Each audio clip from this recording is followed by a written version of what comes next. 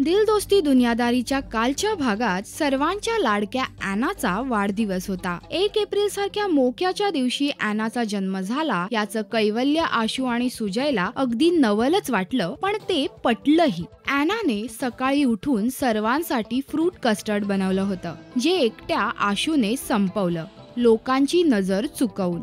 ॲनाच्या birthday पार्टीची जय्यत तयारी केली होती। आशूने तिच्यासाठी खास इंग्लिशमधनं भाषण तयार केलं होतं। केक तर होताच, रेश्माने तिला ओवाळलंही।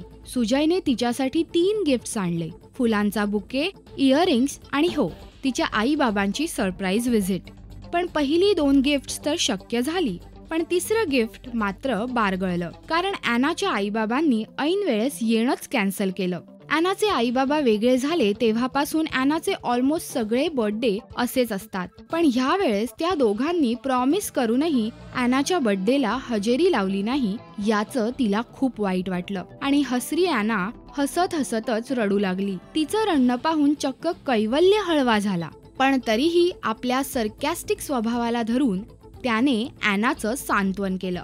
तिला सांगितलं की कशी मीनल तिची आई आहे, सुजय तिचे बाबा आहेत, आशू तिचा लांबचा काका आहे आणि रेश्मा तिची आजी आहे। ह्यावर सगळे मनापासून हसले आणि ॲनाने आनंदाने केक कापून आपला बर्थडे सेलिब्रेट केला।